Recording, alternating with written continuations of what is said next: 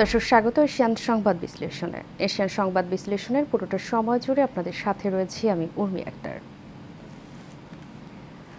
দর্শক, আমরা প্রতিনিয়তই আলোচনা করে থাকি দেশের শীর্ষস্থানীয় কিছু পত্রপত্রিকাগুলো নিয়ে। তো আজও তার ব্যতিক্রম নয়, আজও আলোচনা করব দেশের শীর্ষস্থানীয় কিছু পত্রপত্রিকাগুলো নিয়ে। তো কথা বাড়াবো না, চলে যাব আজকের অনুষ্ঠানের মূল আয়োজনে।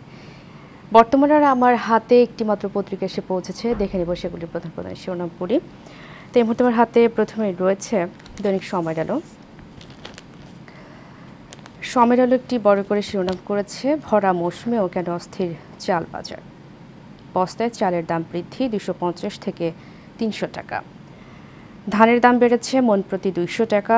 আমদানি শুল্ক কমানো হলেও চালের দাম কমেনি, বরং কেজিতে বেড়েছে 9 টাকা। সরকার শুল্ক কমালেও যথাযথ মনিটরিং করছে না, নাজির হোসেন ক্যাব সহসভাপতি। দেশে এখন আমনের ভরা মৌসুম, কৃষকের ঘরে ঘরে নতুন ধানের মোমো গন্ধ। মিলগুলোতেও ধানের সমাগম পর্যাপ্ত। আবার সরকার চালের আমদানি শুল্ক সম্পূর্ণ প্রত্যাহার করেছে, ফলে বেড়েছে চালের আমদানিও। তারপরেও চালের বাজার টালমাটাল। খুচরা বাজারে কেজি প্রতি চালের দাম 3 থেকে 4 টাকা বেড়েছে। পাইকারি বাজারে বস্তা প্রতি দাম বেড়েছে 250 থেকে 300 টাকা পর্যন্ত। এর নেপথ্যে মিল মালিকদের কারসাজিকে দায়ী করছেন সংশ্লিষ্টরা। একই সঙ্গে বাজার মনিটরিংয়ের দুর্বলতার কথাও বলছেন তারা। এবং পাশে রয়েছে, আমাকে রংপুরের একজন উপদেষ্টা বিবেচনা করুন, আবু সাইদের পরিবারকে অধ্যাপক ইউনুস। প্রধান উপদেষ্টা ডক্টর মোহাম্মদ ইউনুস বলেছেন, তিনি নিজেকে রংপুরের সন্তান বলে মনে করেন, কারণ তিনি জুলাই আগস্ট বিপ্লবে শহীদ আবু সাইদের সাহস ও আত্মত্যাগে গভীরভাবে অনুপ্রাণিত। বৃহস্পতিবার ঢাকায় প্রধান উপদেষ্টা তার নিজ কার্যালয়ে শহীদ আবু সাইদ ফাউন্ডেশনের সনদ আবু সাইদের পরিবারের হাতে তুলে দেন। সেখানেই তিনি সব কথা বলেন। এবং পাশে একটি বড় করে ছবি দেখতে পাচ্ছি। প্রধান উপদেষ্টা অধ্যাপক ডক্টর মোহাম্মদ ইউনুস বৃহস্পতিবার রাজধানীর তেজগাঁওয়ে তার কার্যালয়ে শহীদ আবু সাইদের বাবা মকবুল হোসেনের হাতে শহীদ আবু সাইদ ফাউন্ডেশনের সনদপত্র তুলে দেন। এবং নিচে রয়েছে, সংঘাত এড়াতে শিক্ষার্থীদের 9 নির্দেশনা। গত কয়েকদিনে ঢাকা ও চট্টগ্রামের বেশ কয়েকটি স্কুল ও কলেজের শিক্ষার্থীরা বড় ধরনের সহিংসতায় জড়িয়েছে। এতে কয়েকশো শিক্ষার্থী আহত হয়েছে। শিক্ষা প্রতিষ্ঠান ভাঙচুরের পাশাপাশি লুটপাটের ঘটনাও ঘটেছে। এতে ভেঙে পড়েছে শিক্ষার পরিবেশ। আতঙ্ক কাজ করছে শিক্ষার্থী, অভিভাবক ও শিক্ষকদের মধ্যে। শিক্ষার্থীদের এমন হুটহাট সংঘর্ষ ও সংঘাত এড়াতে 9 দফা কর্মসূচি পালনের নির্দেশনা দিয়েছে শিক্ষা মন্ত্রণালয়। এবং পাশে রয়েছে, চট্টগ্রাম আদালতে অচল অবস্থা, আইনজীবীদের কর্মবিরতি। ইসকন অনুসারীদের ঠেকাতে পুলিশের বিরুদ্ধে নিষ্ক্রিয়তার অভিযোগ। সাইফুলের খুনিদের ফাঁসির দাবিতে দিনভর মানববন্ধন মিছিল, নতুন করে আরও 8 জন গ্রেপ্তার। আইনজীবী সাইফুল ইসলাম আলিফ হত্যার প্রতিবাদে বৃহস্পতিবার দিনভর বন্ধ ছিল চট্টগ্রাম আদালতের কার্যক্রম। মোট 74টি আদালতে কোনো মামলার শুনানি হয়নি। বিচারপ্রার্থীরা এসে ফিরে গেছেন। কর্মসূচির অংশ হিসেবে সকালে জেলা আইনজীবী সমিতির পতাকা অর্ধনমিত রাখা হয়। আইনজীবীরা কালো ব্যাজ ধারণ করেন। এদিকে খুনিদের গ্রেফতার ও ফাঁসির দাবিতে আদালত ভবন ও জেলা প্রশাসক কার্যালয়ের সামনে মানববন্ধন করেছেন বেসরকারি বিশ্ববিদ্যালয় আইন বিভাগের প্রাক্তন শিক্ষার্থীরা। এবং নিচে রয়েছে, জাতীয় স্বার্থের বিরুদ্ধে যারাই যাবে ব্যবস্থা নিতে হবে। সাক্ষাৎ শেষে প্রধান উপদেষ্টাকে জামায়াতের আমির। জাতীয় ঐক্য প্রশাসনকে গতিশীল করতে আলোচনা।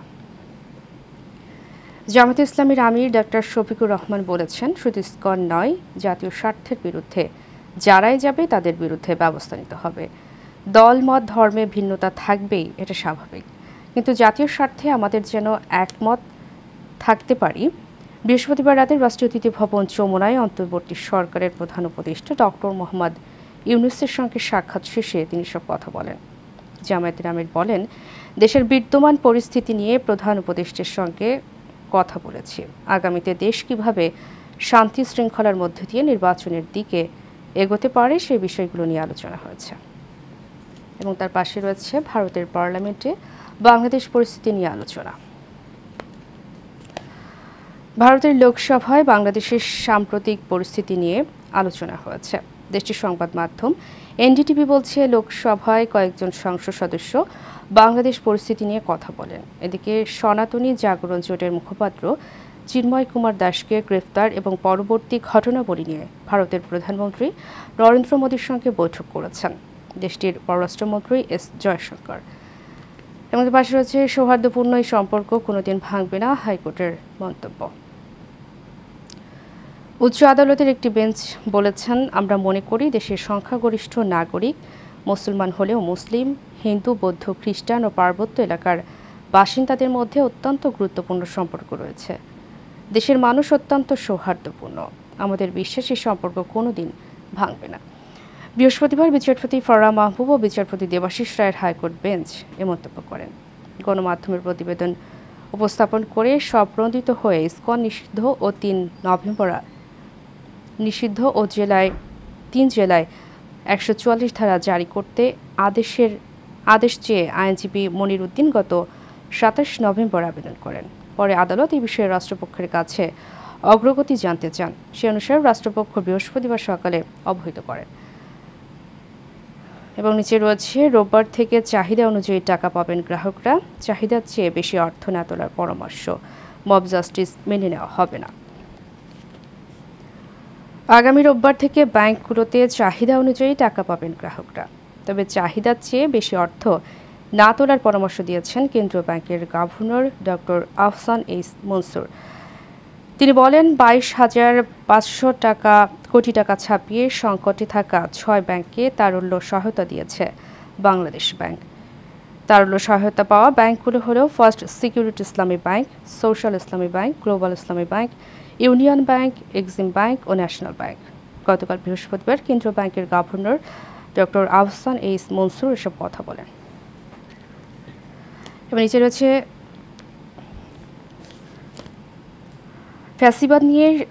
ফ্যাসিবাদ ফিরে আসার সম্ভাবনা বেড়ে গেছে বললেন মির্জা ফখরুল। বিএনপির মহাসচিব মির্জা ফখরুল ইসলাম আলমগীর বলেছেন, ফ্যাসিবাদ পরাজিত হয়েছে, ফ্যাসিবাদ যে কোনো সময় আবার ফিরে আসতে পারে। আমরা সেই রাস্তা যেন তৈরি করে না দিই। দুর্ভাগ্যজনকভাবে এমন কতগুলো কাজ করছি যার মধ্য দিয়ে ফ্যাসিবাদ ফিরে আসার সম্ভাবনা অনেক বেড়ে গেছে। দর্শক, এই মুহূর্তে আমাদের সাথে যুক্ত হচ্ছেন আমাদের আজকের অতিথি প্রফেসর ডক্টর সৈয়দ আব্দুল্লাহ আল মামুন চৌধুরী, সাবেক সভাপতি, আন্তর্জাতিক সম্পর্ক বিভাগ, রাজশাহী বিশ্ববিদ্যালয়। জি, আব্দুল্লাহ আল মামুন চৌধুরী, আমাকে শুনতে পাচ্ছেন? জি, শুনতে পাচ্ছি। জি, আপনার কাছে জানতে চাই যে বর্তমান যে ইসকন ইস্যুটি চলছে, এটা নিয়ে আমাদেরকে একটু বিস্তারিত জানাবেন। হ্যাঁ, এই বিষয়টি নিয়ে আমরা বাংলাদেশে এখন যারা আছি সবাই সব শ্রেণীর মানুষ একটু চিন্তিত। কারণ আপনারা দেখেন যে বাংলাদেশ ঐতিহাসিকভাবে একটি সাম্প্রদায়িক সম্প্রীতির দেশ, এবং এই সাম্প্রদায়িক সম্প্রীতির মধ্যে দীর্ঘদিন যাবৎ আমরা বসবাস করছি। কিন্তু ব্রিটিশ আমল থেকে শুরু করে বর্তমান পর্যন্ত আমরা যদি ঐতিহাসিক বিশ্লেষণ করি, তাহলে আমরা দেখব যে যখনই আমাদের এই সাম্প্রদায়িক সম্প্রীতি বিনষ্ট হয়েছে, তখনই কিন্তু জাতি হিসেবে আমরা ক্ষতিগ্রস্ত হয়েছি। আপনি সেই 1905 সনের বঙ্গ বিভাগের সময়কাল যদি ধরেন, সেই সময়ে আমাদের সাম্প্রদায়িক সম্প্রীতি নষ্ট করার মাধ্যমে কিন্তু আমাদের এই যে রাজধানী বাংলা অঞ্চল থেকে দিল্লি অঞ্চলে চলে গেল, ফলে বাংলা ভাষাভাষী এই অঞ্চলের মানুষের কিন্তু অসুবিধা হয়ে গেল। আবার যখন আমরা 1947 সনে আমরা দেখলাম যে আমাদের হিন্দু মুসলিম সাম্প্রদায়িক সম্প্রীতির সমস্যা হলো, তখন কিন্তু আমরা দেখলাম ভারত বিভক্ত হয়ে গেল, এবং যে নীতি আদর্শের উপর ভিত্তি করে ভারত বিভক্ত হলো, পরবর্তীতে আমরা কিন্তু তার কুফলটা ভোগ করছি। এখন সেই যে দ্বিজাতি তত্ত্বের ভিত্তিতে ভারতটা বিভক্ত হলো, আজকে ভারত এখন 3 টুকরো হয়ে আমরা প্রত্যেকটা অংশেই কিন্তু হিন্দু মুসলিম এক এক জায়গায় এক এক জাতি আমরা সংখ্যালঘু হয়ে পড়েছি। অর্থাৎ আমি যে কথাটা বলছি, যে যখনই আমরা এই সাম্প্রদায়িক সম্প্রীতি রক্ষা করতে ব্যর্থ হই, তখন কিন্তু আমরা সবাই ক্ষতিগ্রস্ত হই। আমরা এই ভারতবর্ষের মুসলমানরাও ক্ষতিগ্রস্ত হই, আমরা ভারতবর্ষে হিন্দুরাও ক্ষতিগ্রস্ত হই, এবং পাশাপাশি অন্য যে জাতিসত্তাগুলো আছে তারাও ক্ষতিগ্রস্ত হয়। এখন বাংলাদেশে দীর্ঘদিন যাবৎ যে সাম্প্রদায়িক সম্প্রীতিটা চলছে, সেটার পরিপ্রেক্ষিতে আমরা দেখি যে বাংলাদেশে যখনই কোনো রাজনৈতিক পট পরিবর্তন ঘটে, তখন এই সাম্প্রদায়িক সম্প্রীতির মধ্যে এক ধরনের সমস্যা দেখা দেয়, এবং সেই সমস্যাটা মনে করা হয় যে হয়তোবা সংখ্যালঘুদের নির্যাতন করা হয়। এখন আমরা তো অবশ্যই দেখেছি যে সংখ্যালঘুদের নির্যাতনের কিছু ঘটনা বাংলাদেশে ঘটেছে, কিন্তু আমার কাছে যেটা ব্যক্তিগতভাবে বিশ্লেষণে মনে হয়েছে যে এই সংখ্যালঘু নির্যাতনের ক্ষেত্রে যতটা না ধর্মীয় উন্মাদনা এখানে কাজ করে, তার চেয়ে বেশি যেটা কাজ করে যে সমাজে বিভিন্ন রাজনৈতিক এবং গোষ্ঠীর মধ্যে যারা সুবিধাবাদী শ্রেণী আছে, তারা এই সুবিধাটা এই অস্থির সময়ে গ্রহণ করার চেষ্টা করে এবং সেটাকে কালার দেয় রাজনৈতিক বা ধর্মীয়। তো এটা তখনই ঘটে যখন আমাদের রাষ্ট্র এবং সমাজের মধ্যে পারস্পরিক আহ, আহ, একটা অবিশ্বাস এবং অস্থিরতা তৈরি হয়। তো কাজেই যেহেতু গত আগস্টে বাংলাদেশে একটা অভূতপূর্ব ঘটনা ঘটেছে এবং তার ফলে যে রাষ্ট্রের বিভিন্ন ক্ষেত্রে অস্থিরতা সৃষ্টি হয়েছে, এই অস্থিরতাটাকে যেটাকে বলে কাম ডাউন করা অর্থাৎ সুস্থির করার জন্য যে ধরনের দক্ষতা যোগ্যতা নিয়ে আমাদের সমাজের বিভিন্ন অংশের কাজ করার প্রয়োজন ছিল, আমরা হয়তো সেটা সঠিকভাবে করতে পারছি না জন্যই এই বিষয়গুলো মাথাচাড়া দিয়ে উঠেছে। এবং স্বাভাবিকভাবে আপনারা দেখেন যে বাংলাদেশে যখন কোনো হিন্দু নির্যাতিত হয়, এই ধরনের খবর ভারতবর্ষে চলে যায়, তখন তারা অবশ্যই ব্যথিত হয় এবং তারা এই ব্যথিত হওয়া থেকে তাদের মধ্যে উত্তেজনার সৃষ্টি হয়। ঠিক যেমনটি আমরা ভারতবর্ষে যখন কোনো মুসলমান কোনো ক্ষেত্রে নির্যাতিত হয় বলে আমাদের এখানে খবর আসে, তখন আমরাও কিন্তু সেটাকে স্বাভাবিকভাবে গ্রহণ করি না। কারণ আপনি দেখবেন যে ধর্মীয় বিশ্বাস হচ্ছে এমন একটা বিশ্বাস যেটা কিন্তু কোনো যুক্তি মানে না। এটা একটা মানুষের অস্তিত্বের চেতনার সাথে জড়িত। কাজেই সব ধর্মেই কিন্তু আবার বলা হয়েছে এই জন্য যে ধর্ম নিয়ে বাড়াবাড়ি করো না।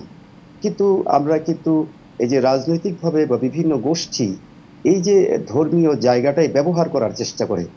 বর্তমানে যে ইসকন নিয়ে যে সমস্যাটা হয়েছে, আমরা যেটা দেখেছি যে ইসকন মূলত একটি চ্যারিটেবল সংগঠন। যতটা আমরা জানি যে এটা বিশ্বের বিভিন্ন জায়গায় আছে, আবার বিভিন্ন জায়গায় এটাকে ব্যান্ড করা হয়েছে। যেমন সিঙ্গাপুরে ইসকনকে ব্যান্ড করা হয়েছে, নিষিদ্ধ করা হয়েছে। মিডল ইস্টে ইসকন কিন্তু মানে প্রকাশ্যে কাজ করতে পারে না। আবার মার্কিন যুক্তরাষ্ট্রে ইসকন খুব ভালোভাবে কাজ করছে। আরো কিছু মুসলিম কান্ট্রিতে যেমন পাকিস্তানেও কিন্তু ইসকন আছে, সেখানে কাজ করছে। এবং বাংলাদেশেও কিন্তু যে ইসকনের কার্যক্রম আমরা এতদিন যাবৎ শুনতাম যে এটা একটা মানে চ্যারিটেবল সংগঠন হিসেবে কাজ করছে, কিন্তু সাম্প্রতিক কিছু ঘটনার পরিপ্রেক্ষিতে ইসকনের নামটা আবার সামনে চলে এসেছে। এবং এটা নিষিদ্ধ করারও একটা মানে দাবি উঠেছে দেশব্যাপী। কিন্তু আমাদের মহামান্য হাইকোর্ট যেটা বলেছেন যে সরকার যেহেতু এই বিষয়টা সর্বোচ্চ গুরুত্ব দিয়েছে, কাজেই তারা এটাকে নিষিদ্ধের দিকে যাচ্ছেন না। এবং ভারতের স্বভাবতই ভারত যেহেতু হিন্দু সংখ্যাগরিষ্ঠ একটা রাষ্ট্র, যদিও সাংবিধানিকভাবে ভারত একটা সেকুলার কান্ট্রি, কিন্তু তারপরেও তো আমাদের এখানে যদি কোনো ঘটনা ঘটে, সেটার অনেক সময় অতিরঞ্জিত হয়ে সেটা খবর হয়তো তাদের কাছে যেতে পারে। সেক্ষেত্রে আমার মনে হয় যে আমাদের রাষ্ট্রের যারা এখন ড্রাইভিং সিটে আছেন, তাদের অত্যন্ত দক্ষতার পরিচয় দিতে হবে, যাতে করে আমাদের ভারত বাংলাদেশ সম্পর্ক এই বিষয়টাকে নিয়ে মানে কোনো একটা উত্তেজনার মধ্যে না যায়। কারণ আমাদের নিজেদের স্বার্থেই আমাদের যেমন ভারতকে প্রয়োজন, আবার ভারতেরও তার একটা বড় রাষ্ট্র তার প্রতিবেশীদের সাথে সুসম্পর্ক বজায় রাখাটা তার দায়িত্বের মধ্যেও যেমন পড়ে এবং তাদেরও স্বার্থের জন্য প্রয়োজন। তো ইসকনকে নিয়ে পুরো পৃথিবীতেই বাংলাদেশের সাম্প্রতিক ঘটনা নিয়ে এখন একটু আলোচনা হচ্ছে। বিশেষ করে চট্টগ্রামে যে দুঃখজনক ঘটনা ঘটেছে, আমাদের একজন সম্মানিত আইনজীবী নিহত হয়েছেন। এবং আমি মনে করি যে এই হত্যাকাণ্ডের সুষ্ঠু বিচারের মাধ্যমে প্রকৃত দোষীদের খুঁজে বের করা এটা বাংলাদেশ রাষ্ট্রের অধিকারের মধ্যে পড়ে, দায়িত্বের মধ্যে পড়ে, এবং এটা অবশ্যই করতে হবে। পাশাপাশি আমি বাংলাদেশের বিভিন্ন ধর্মীয় গোষ্ঠীর প্রতিও আমরা আহ্বান জানাবো যে অবশ্যই আমাদের এখানে ধৈর্যের পরিচয় দিতে হবে, সহিষ্ণুতার পরিচয় দিতে হবে, এবং যার যার অংশ থেকে কাজ করতে হবে যেন আমাদের এই সাম্প্রদায়িক সম্প্রীতিটা বজায় থাকে। কারণ বাংলাদেশের সাম্প্রদায়িক সম্প্রীতি হচ্ছে বাংলাদেশের একটা বৈশিষ্ট্য, এইটা আমাদের একটা ঐতিহ্য, এবং আমরা আব্দুল্লাহ পুরো মাহমুদ পৃথিবীতে। চৌধুরী, আপনাকে অসংখ্য ধন্যবাদ আমাদের সাথে যুক্ত হওয়ার জন্য। দর্শক, আমাদের সাথে যুক্ত ছিলেন প্রফেসর ডক্টর সৈয়দ আব্দুল্লাহ আল মাহমুদ চৌধুরী, সাবেক সভাপতি আন্তর্জাতিক সম্পর্ক বিভাগ, রাজশাহী বিশ্ববিদ্যালয়। দর্শক, আমাদের হাতে আরও কিছু পত্রিকা এসে পৌঁছেছে, দেখে নেব সেগুলি প্রধান প্রধান শিরোনামগুলো। এই মুহূর্তে আমার হাতে প্রথমে রয়েছে দৈনিক দেশ রূপান্তর। দেশ রূপান্তর একটি বড় করে শিরোনাম করেছে সরাসরি এসআই নিয়োগ নয়, পুলিশ সংস্কার কমিশনের খসড়া প্রস্তাব। এবং পাশে রয়েছে অবস্থান বদলে ছাপাতে হলো 22,500 কোটি। বলেছিলাম টাকা ছাপাবো না, কিন্তু সেখান থেকে সরে এসেছি। রবিবার থেকে টাকা পাবেন সব গ্রাহক। নিচে রয়েছে এজলাসে টিম নিক্ষেপে উদ্বেগ, দোষীদের চিহ্নিত করে ব্যবস্থা, সুপ্রিম কোর্ট বার সভাপতি। অভিযোগ প্রমাণিত হলে সদস্য পদ ও বার কাউন্সিলের সনদ বাতিল হতে পারে। তার পাশে রয়েছে বিশৃঙ্খলার পেছনে ইন্ধনদাতা সেনাবাহিনীর সংবাদ সম্মেলন। নিচে রয়েছে আদানি নির্ভরশীলতা কমাবে পটুয়াখালীর তাপবিদ্যুৎ কেন্দ্র, বিদ্যুৎ সংকটে আসার আলো পটুয়াখালী 1,320 মেগাওয়াট তাপবিদ্যুৎ কেন্দ্র, ডিসেম্বরে শুরু টেস্টিং কমিশনিং। এবং পাশে রয়েছে হাসানদের গাড়িতে বারবার কেন ধাক্কা, হত্যা চেষ্টার অভিযোগ, বিশেষ নিরাপত্তা চান না সমন্বয়করা, পুলিশ প্রশাসনকে কঠোর পদক্ষেপ নেওয়ার আহ্বান। এবং নিচে রয়েছে দ্বিতীয় দিনের মতো বন্ধ চট্টগ্রাম আদালতের কাজ। দর্শক, এ ছিল দৈনিক দেশ রূপান্তরের সর্বশেষ এবং প্রধান প্রধান শিরোনামগুলি। চলে যাচ্ছে পরবর্তী পত্রিকা। এই মুহূর্তে আমার হাতে রয়েছে দৈনিক নয়া দিগন্ত।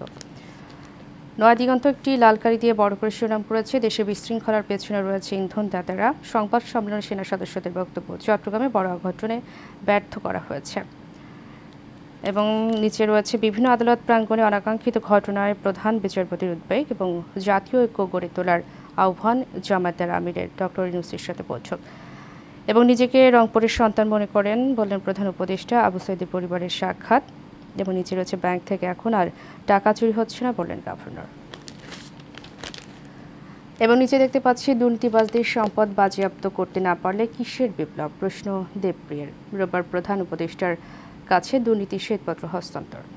এবং গাজায় যুদ্ধবিরতির নতুন উদ্যোগ নেবে যুক্তরাষ্ট্র। এবং নিচে রয়েছে উপজেলা হাসপাতালকে শক্তিশালী করতে রেফারাল সিস্টেমে গুরুত্বারোপ, স্বাস্থ্য সংস্থার কমিটির প্রথম বৈঠক। এবং নিচে রয়েছে জনগণ বিশৃঙ্খলা সৃষ্টির অপচেষ্টা রুখে দিয়েছে সৈয়দ রেজওয়ানা হাসান ও মাহফুজ আলমের ব্রিফিং। এবং ট্রাইব্যুনালে হামলা শীঘ্রই আসামি হতে পারেনি হাসিনা ও পিলখানা হত্যাকাণ্ড নিয়ে সংবাদ সম্মেলন। দেশ স্বৈরাচার মুক্ত হয়েছে, এখন গড়ার পালা বললেন তারেক রহমান। দর্শক, এ ছিল দৈনিক নয়া দিগন্ত পত্রিকার সর্বশেষ এবং প্রধান প্রধান শিরোনামগুলি।